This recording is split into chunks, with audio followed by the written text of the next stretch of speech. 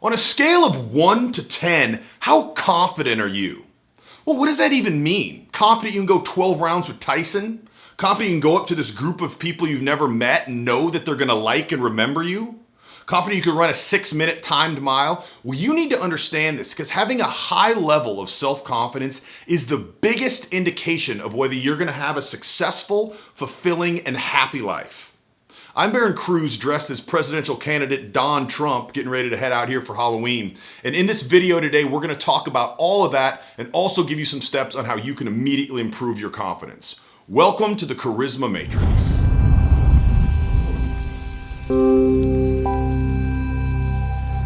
I was talking with my buddy the other day and he asked me, he said, what do you think true confidence is? And honestly, how can you improve it? We read these Wikipedia pages, 10 steps to becoming more confident, that's just regurgitated science from 1960s that was written from old beards who had no idea what confidence really was.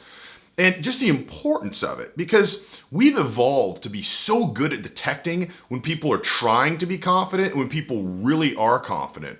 And the reason this is because it's such an honest signal. Think about it for a while. Confidence really, in a way, is how you feel like you stack up to everybody else in the world. Where do you slot yourself? How confident can you be around very high status people or not high status people, around a mix of these people? And the reason that's so important is because obviously, as an individual, we know how we think we stack up to everyone else, and that is the best indicator because we know everything about ourselves. Your wife that you've been with for 40 years, she knows you pretty well, but not as good as you know yourself. So we trust what other people think of themselves as being, truly how they actually probably do stack up around other people. Let me give you an example of something that you might have experienced. Have you ever seen maybe a short, overweight guy, not a very good looking guy with a really beautiful woman? Okay, we've all seen that. What pops in your mind? I'm guessing that you immediately start associating and assigning attributes to him that are very positive, that are things that you can't see. So he's rich, maybe his dad's a CEO, he has a very powerful family, things like that. And then on the other hand, let's say you see a classically good looking guy, a tall guy, well-spoken guy, and he's just not very confident. You're like, what's going on with her? What might be wrong with him? We immediately begin thinking that, and there's nothing wrong with that. People hear that, oh, that's the wrong thing to do. Well, no, I don't agree. That's the right thing to do because usually it's right. There's a reason that our brains subconsciously start drawing and reaching for analogies when this type of behavior would work because typically there is a reason behind it. It's what some scientists call an honest signal of confidence.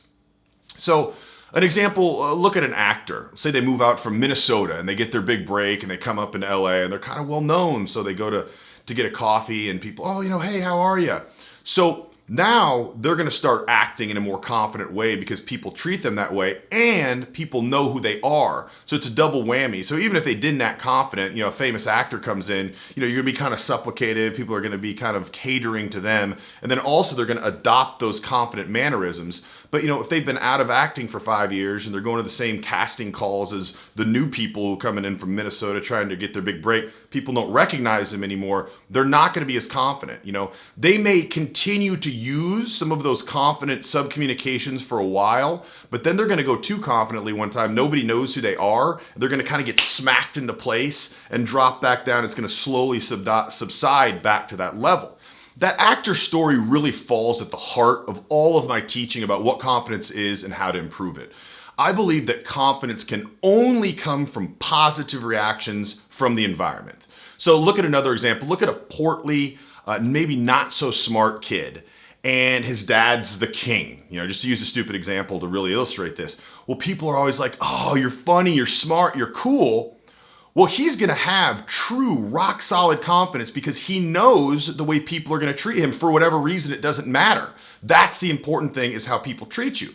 So you listen to this and you say, oh, cool, that makes sense. But I can't force people to treat me like a boss. I can't force people to treat me in a high status way to let my confidence grow to these levels. Well, what you can do is use certain mannerisms, subcommunications to evoke the high status alarm in other people that will allow you to start on that journey to start loosening up more. It's funny because when you say that your subconscious will allow you to use these high confidence behaviors, It's true. It's the same things that your subconscious is going to try to keep you from that are going to allow people to see that you're truly confident. But your subconscious first needs to be given permission from reactions from other people to take those first little steps of confidence before it lets you, become Bill Clinton. So how can we do this? Let's look at a business example. Let's say you've never met these business colleagues before this meeting was set up with someone else. They're potential business partners. You're going to try to do business with them and you don't know them. So you get to the town that you're going to be in that you've maybe never been to before the night before. You go to the restaurant, you go to the host staff right when you walk in, you start joking with them, chatting with them a little bit.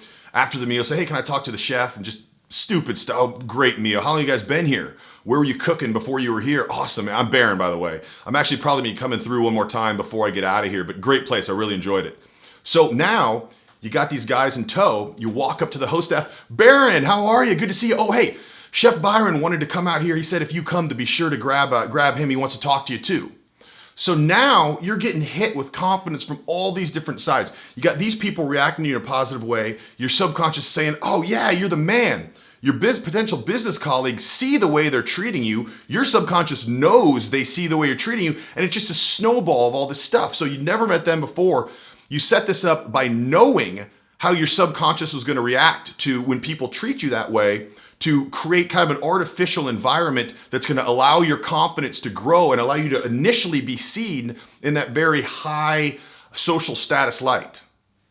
What if you hear someone say, oh, he's a real confident guy? What does that mean? Confident at what? Confident when? Confident around who? Let's look at the 3 different types of confidence so we can have a better understanding of what true confidence really is.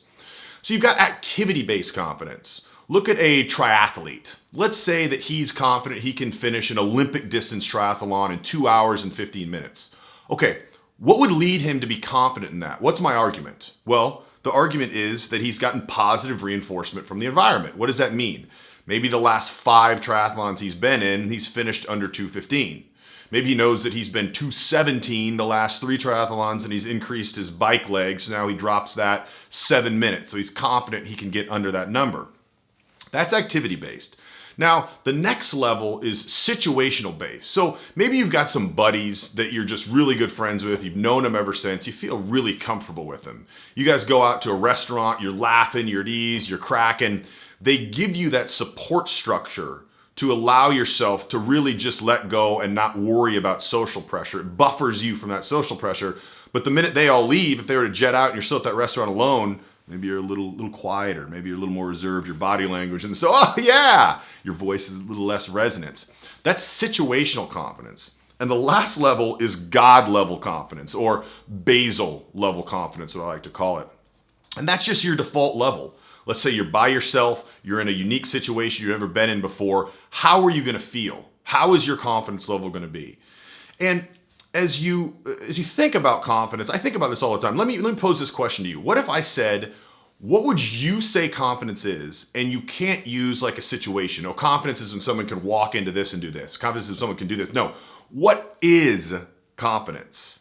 And I've kind of deduced it down to 2 things. I'm not saying these things won't change, but I kind of like the way that these summarize what I feel about confidence. And one of them is you're confident that your view of reality, your map of the world, the way you see things, your frame is very, very close to what the world really is like. This is going to mean when you hear things that don't align with maybe the way you look at things, you're not rattled because you've already thought that through. But also to get that map where you need it to be so confident in it, you had to be able to change it, right? Your map, you weren't born with a perfect map. If you believe something for a while and now you got some new data that shows that you believed is wrong, you're willing to immediately change it. That's why when we put too much faith in things that we can't test and actually see in the real world, it can cause us to run into some problems. So we've got a solid view of what the world really is, and we're confident in that. We know that. We're not going to be shaken by someone else saying, oh, no, you're wrong. Well, no, I've thought it through, or no, I've actually been to that part of Indonesia, and I know that's not the case. I've seen this all over the world. You're confident in that. And the second component is that you're comfortable with any worst case scenario, and you know that you'll be okay. No matter what happens, you can handle yourself, you'll be okay. Let's look at a dating scenario. So for instance, let's say you're on a second date with a girl and she says, oh, a bunch of my friends are having some people over. Let's stop by, it'll be fun. And they find out you're in the chess club and they just all hate chess players. Like, they have a group of people that just hates chess players. So the minute you walk in there, like, oh, chess boy, this and this, you can't get a word in. You can't even like talk to try to get any rapport. You say, man, tough crowd tonight. I think it's been a lot of fun, but I think we're going to head down the street to the restaurant and grab a drink. Nice meeting you guys.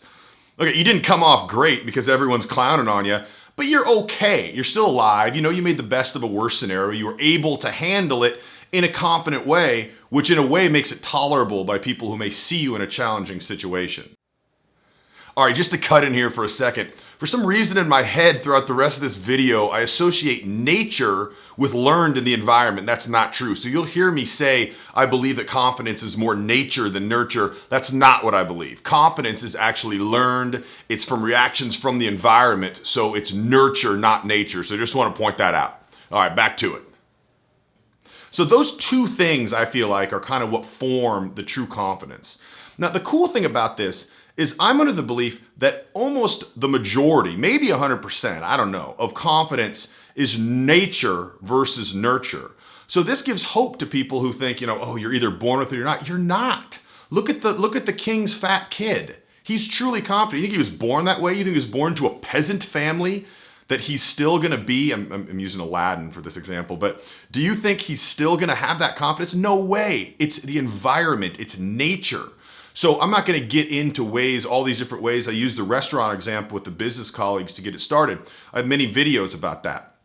But just know from this video, there's 3 different types of confidence and know how you can get them. Now, the last thing I'm going to do is challenge you to what types of confidence these people have. So think about this. What does a small-time magician have? What kind of confidence is that? What would you say? Well, I would say situational. Because while he's giving the show, while he's done with it, people come up, they want their autographs, little kids are loving it, cool. Then he goes down the street to the restaurant, nobody knows who he is. Unless he has another form of confidence as well, he doesn't have that situational, that environmental confidence. Now, let me ask you, an archer. Boom, what's his confidence that he can perform okay in an archery contest? Well, clearly it's activity-based. The last one is, what would you say a world famous, all around the world he's known, musician is? Think about that. It's kind of tough. The answer is it's situational confidence. It may appear to be basal or God-level confidence, but really the whole world has just become his environment, the situation that he gets that positive reaction. So that's not core-based. So let me ask you, what's an example of someone who has basal or God-like confidence? Well, you can't point to someone because there's no attributes that's going to cause that. It's true confidence, knowing you're going to get positive reactions, knowing you can handle yourself in any situation, knowing that your view of reality is very close to what it is. So you can't say, oh, that guy, because there's no universal traits of someone that's like that. Think about that for a minute. When I was trying to come up with these examples, I was like, all right, cool. Who would be a good example for someone with basal confidence? Well, there's no one person like that. You could come up with people who have that, but then likely you don't know if that's true confidence because it's situational for the reason. So now that you know confidence and charisma can be improved, get out there, go do it. Subscribe to my channel if you want to hear the videos first. Leave me a comment below. I'd love to hear your thoughts on this, how you've seen this in your life, how you think it resonates with you. Maybe some counter examples. I don't know. I'd like to see it. Until next time, I'm Barron Cruz.